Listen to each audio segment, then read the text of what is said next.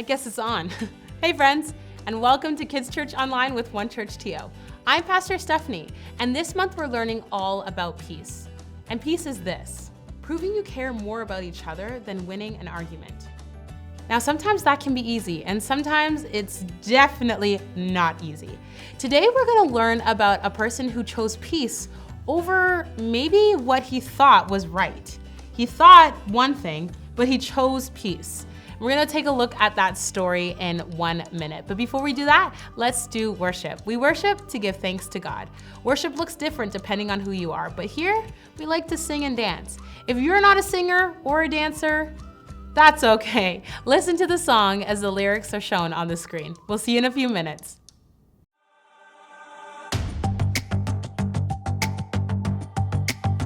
You're my courage, I don't have to be afraid. You're my fortress, no matter what comes my way. You're my treasure forever, yes, we'll be together always. Even when the days get harder, I know you'll rescue me. Even when the sky is darker, I know you'll bring me peace. You are my strength, you are my savior. Oh. Even when the road gets longer, I know you'll be with me. Even when the waves crash harder, your face is all I see.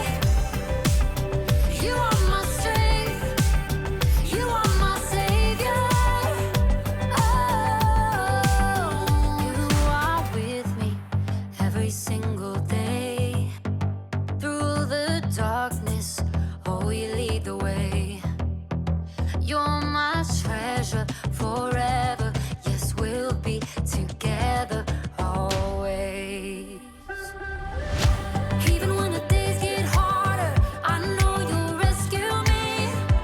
Even when the sky is darker, I know you'll bring me peace. You are my strength, you are my savior. Oh. Even when the road gets longer, I know you'll be with me. Even when the waves crash harder, your face is all I see. You are my strength, you are my savior. Oh.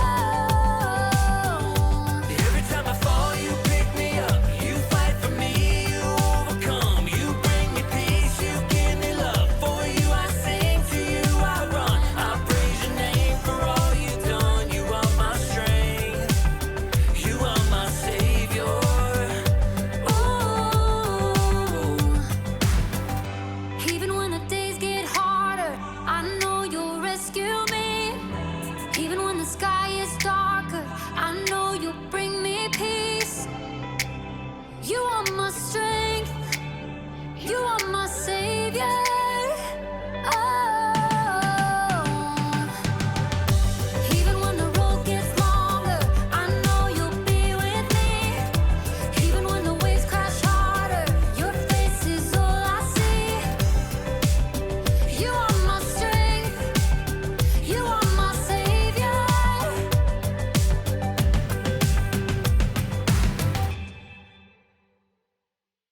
Awesome, welcome back. We're gonna jump into our Bible story, and we're learning about Abram and Lot. And if you know this story, then you'll be familiar with it. But if not, Abram and Lot were actually related. They were family, and they had an argument that happened because basically well, maybe I shouldn't tell you. Yeah, you know what? Let me not tell you. You're gonna watch the Bible story in just a second. But before you do that, let's take a look at our memory verse. It's found in Romans, and it says this: "If possible, live in peace with everyone. Do that as much as you can." Romans 12, verse 18. This isn't always easy, but we're gonna learn today that it's really important. And it's really important to be in peace with our family especially. So let's take a look at that story now. Hey, welcome to Story Lab. This week, we're talking about peace, while we take a look at the story of two guys who had to make peace through a tough situation. Yes! In your face game. Ooh, ooh, ooh. I win, you lose. Ha. Maybe don't try that at home.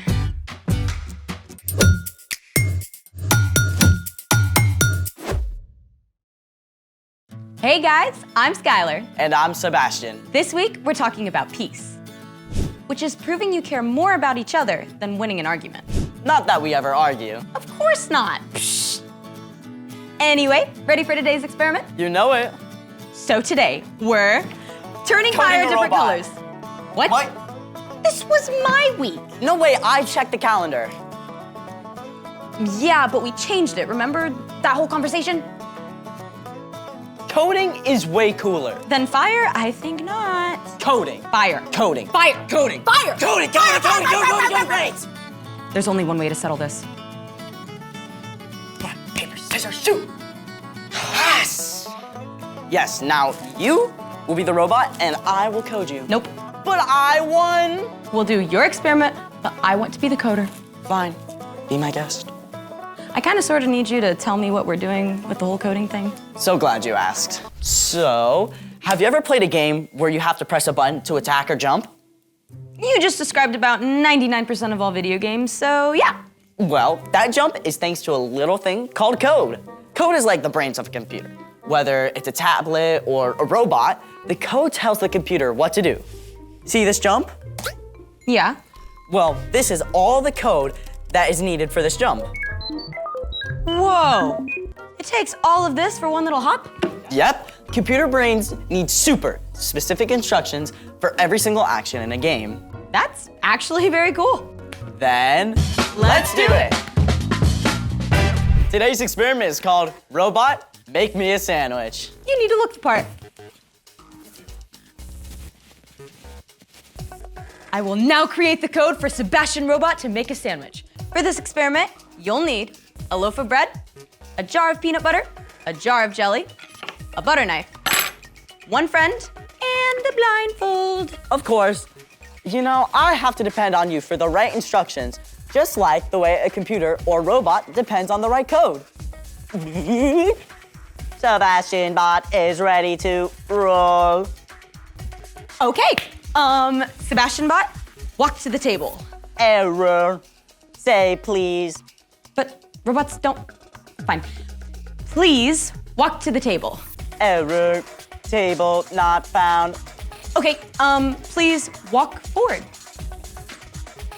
Ouch. I should have clarified. Okay, please walk 3 steps. Okay. Put out your right hand. Little less. And grab the peanut butter.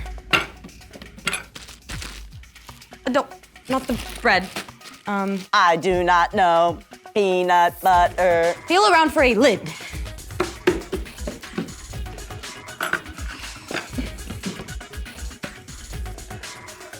Unscrew the top.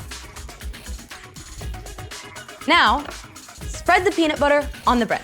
Please confirm instruction. Please spread the peanut butter on the bread. Okay.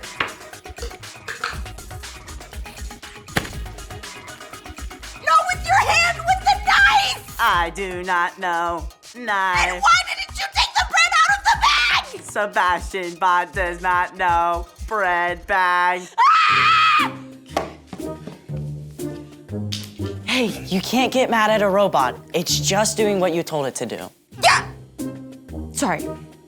Maybe I need some time to work on this and cool down. I think it's a great idea. In the meantime, It's time for The story before the story.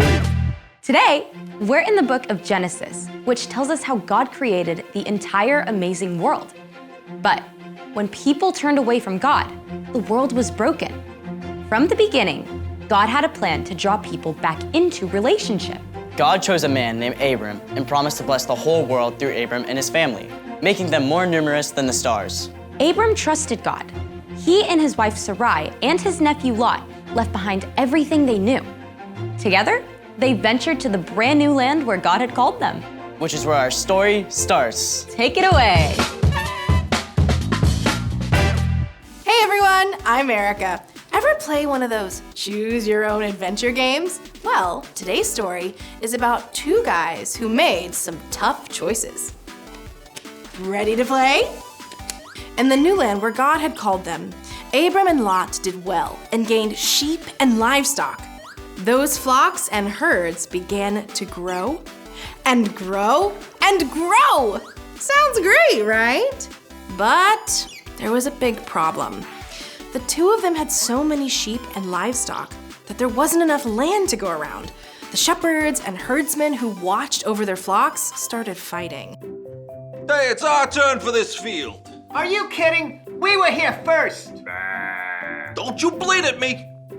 He can bleat at whoever he wants. Instead of joining the fight, Abram took Lot aside. Listen, Lot, we shouldn't fight. And our shepherds shouldn't fight either. We're family. Isn't the whole land in front of you? Let's separate. If you go to the left, I'll go to the right. If you go to the right, I'll go to the left. Okay. Lot looked at his options and saw that the whole of the Jordan River Valley was filled with water and plants, perfect for all his flock and herds. Which path would you choose? River Valley or wastelands? Yeah, I choose the valley. Well chosen, Lot. Take care. See ya, Uncle Abram. As Lot headed toward the valley, Abram went with what was left. As head of the family, Abram could have taken the best land for himself. That would have been fair. But instead, he chose to keep the peace by allowing Lot to choose first. But Abram's difficult choice was not the end of the story. As Abram stood in the new land, God spoke to him. Look around from where you are. I will give you all the land you see. I will give it forever to you and your family. Abram trusted God's promise. He traveled away from the river valley to the great trees of Mamre. There, he pitched his tent and built an altar to the Lord. By giving Lot first choice, Abram ended a fight before things got out of control. But Abram also showed that he was trusting God to take care of him, no matter what. And God was faithful to do just that. In fact, many, many years later, Jesus was born into Abram's family line, and Jesus made peace between God and us. The end. Wow, Abram had every right to take the best land. But he let go of that. Not easy. Exactly. Abram cared more about his relationship with Lot than he did about getting the better land. So, what's our part in this story? Well, Abram chose to make peace and chose to let go of what was fair. We can do that too. Say your dad promised to get off work early and take you out for ice cream. But then an emergency came up at work and he had to stay. Ooh, ice cream, right where it hurts. Definitely not fair. It would be super tempting to pout about it for days and make your family miserable.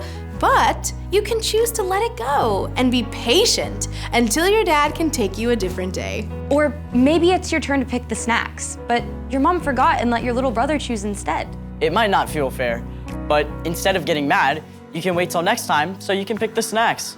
Think about it in your activities or at school too. Yeah, I remember when I tried out for the play, I really wanted the lead. But when I got a smaller part, it made me want to quit because it didn't feel fair. Did you?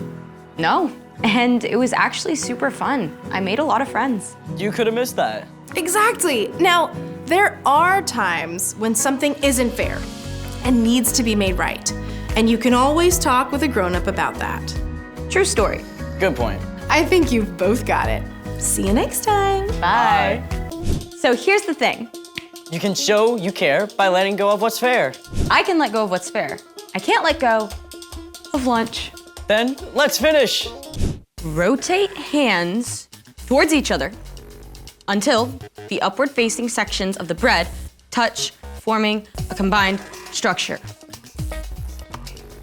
Rotate combined structure horizontal. And enjoy a tasty treat. With pleasure. Thanks for joining us in the Story Lab. See you next time. Want some? Don't mind if I do. Hold on. Cheers. What an amazing story. Abram knew that his relationship with Lot was so much more important than being right and getting his own way.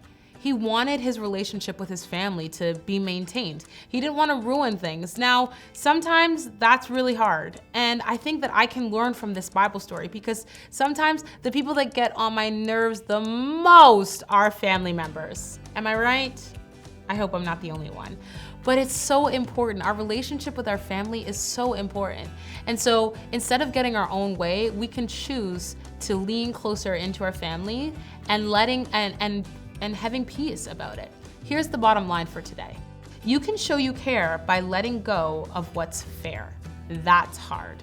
What's fair seems right? But it's not always the case. And life, unfortunately, isn't always fair. But we can choose how we're gonna respond to if it's fair or if it's not. Even if it's not fair, we can choose to have peace. And that's the one thing that we wanna remember today. I can't wait to continue learning about peace and how we have it in our lives, whether easy or hard, next week. Bye for now, friends.